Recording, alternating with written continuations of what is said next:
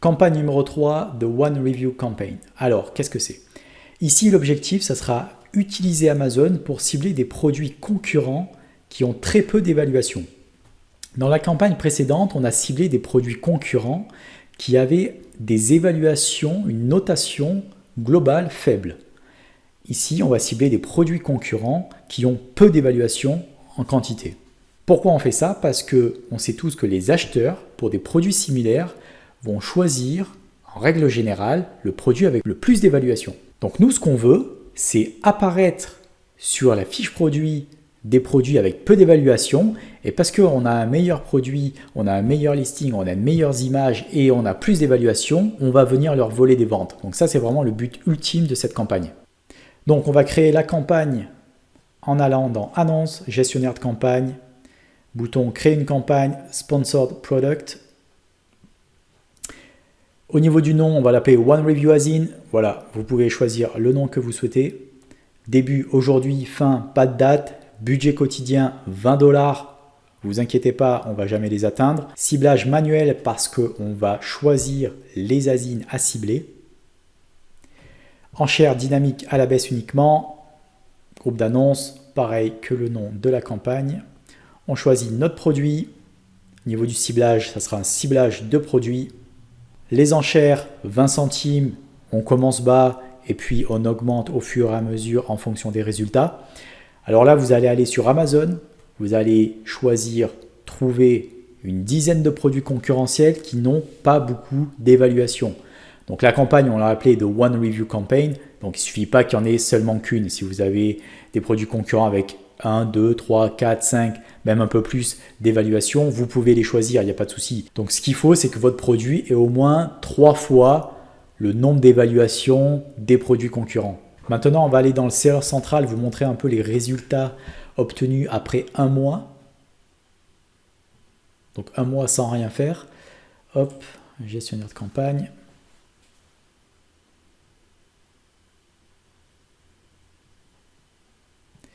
Donc One Review As In. Vous voyez, donc ça c'est une campagne qui m'a coûté 36 $, pour laquelle j'ai récupéré 12 commandes pour un chiffre d'affaires de 266 $ et un ACOS global de 13,84%, qui reste un ACOS relativement bas et tout à fait honorable. On va regarder un peu plus de détails. Hop, groupe d'annonces, on clique ici. Au niveau du ciblage, à gauche, vous voyez l'ensemble des asins que j'ai ciblés initialement. Donc, il y en a 10, très exactement. Très facilement, vous voyez qu'il y a eu de l'activité seulement sur 4 asins. Donc ici, j'ai rajouté aucune nouvelle asine. C'est vraiment les 10 asines initiales que j'avais ciblées.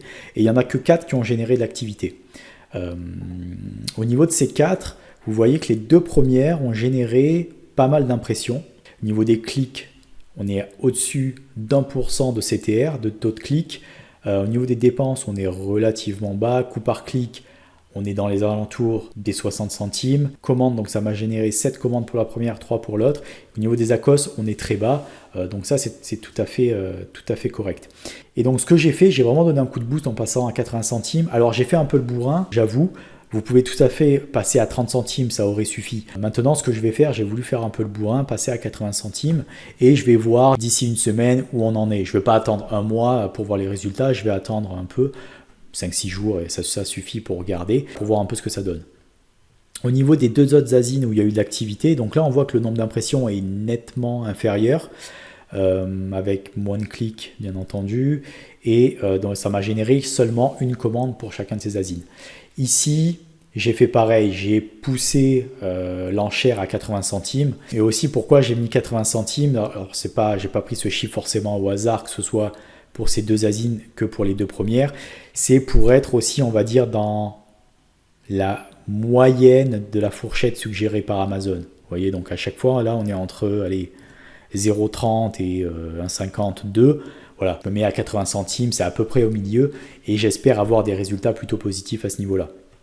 Encore une fois, au niveau des ACOS, ça reste relativement bas, donc il n'y a pas de souci à ce niveau-là, je peux pousser un peu plus. Donc du côté des asines qui n'ont eu aucune activité, ça reste intéressant et c'est une chose sur laquelle vous devez vous pencher.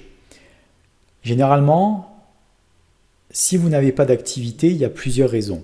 Okay, soit c'est que le produit que vous avez ciblé, finalement, il n'est pas vraiment en ligne avec votre produit à vous. Vous êtes peut-être un peu enflammé, vous avez pris un produit qui n'est pas vraiment équivalent. Ça, c'est la première raison. Ou votre enchère est trop basse, c'est tout. Ici, donc, j'ai fait une revue de ces différents asines. Donc, je suis allé sur Amazon, je les ai re-regardés encore une fois. Et en fait, j'ai pris comme décision de suspendre 3 asines, donc de les mettre en pause. Comme vous voyez, c'est en suspendu. Pourquoi? Parce que je me suis rendu compte finalement que c'était des produits qui étaient OK dans la sphère dans laquelle mon produit évoluait, mais qui étaient un peu différents dans leur finalité. Donc j'ai décidé de les exclure. Pour les produits que j'ai décidé de garder, OK, donc ils n'ont pas eu d'activité, mais ça reste des produits qui sont totalement équivalents aux miens. Là, ce que j'ai fait, par exemple pour lui où il y a eu seulement 2 impressions, ça clairement 20 centimes c'était pas assez. J'ai donné un coup de boost en passant en 80 centimes. Je sais pas si ça va être suffisant, mais on verra. Parce que là, on voit que la recherche minimum suggérée, c'est à 1,56, mais on verra.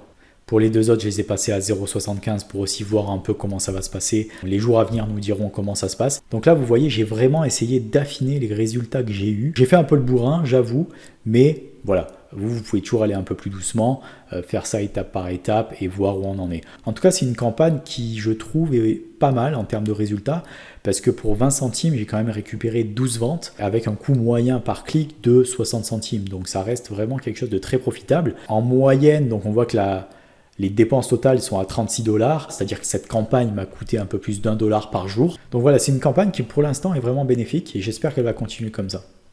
Autre point par rapport à cette campagne, vous voyez qu'elle est très similaire à la campagne numéro 2. Généralement, ce que vous pouvez faire aussi, c'est englober la campagne 2 et la campagne 3 ensemble. Donc créer une campagne, on va dire, mauvaise évaluation, quelque chose comme ça, dans laquelle vous allez cibler des produits concurrents qui auront soit un niveau, c'est-à-dire un nombre d'évaluations très faible, soit une notation pas terrible. Et vous pouvez les mettre ensemble et faire une campagne comme ça. Donc généralement, c'est ce que je fais. Là, j'ai voulu la dissocier pour que ce soit plus clair pour vous, mais sachez que vous pouvez faire ça aussi et en termes de gestion de campagne, c'est peut-être plus simple à faire.